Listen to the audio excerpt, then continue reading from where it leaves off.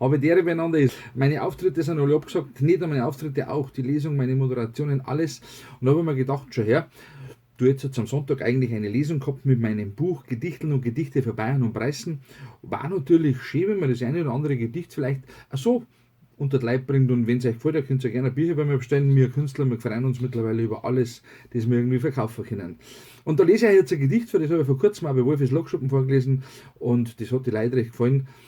Und das heißt Borisches über die neue Pfarrer.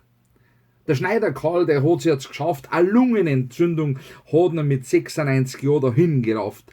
Auf der Beerdigung, Sakramente fix, habe ich mich geschämt für die katholische Kirche und sonst nix. Der neue Pfarrer, der war da in der Pfarrei beschäftigt seit einem Vierteljahr. Aus dem Kongo haben sie ihn dazu geholt, zu uns einer, am Bayerischen Wald.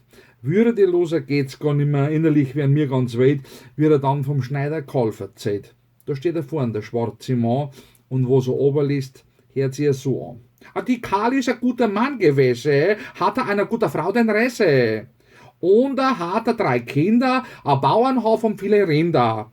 Hat bei das Krieg gekämpft für die Land, war in Feuerwehr und bei der Reservista in das Vorstand. Wolle aller Better für die Karl, ihn nix gekannt, aber war guter Mann auf alle Fall. Gott, der Vater, hat geholt die Karl wegen Lunge, der war krank.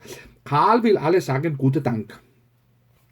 Ganz ehrlich, ja, geschämt habe ich mich sehr. Mehr Pietät und Respekt gehört daher. Der Pfarrer vom Kongo, na, der kann nichts dafür. Der probiert sein Bestes, der gibt sehr viel mir. Aber als Institution katholische Kirche muss ich mir mal überlegen, sollte man nicht über ein Umdenken reden. Für unsere Gemeinde engagiert hat sich der Karl sein ganzes Leben. Da meint man, dass es zum Abschied mehr Respekt und Würde geben.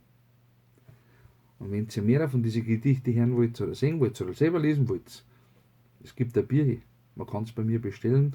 Übrigens, dieses Gedicht, das möchte ich ganz explizit sagen, hat nichts mit Rassismus zu tun.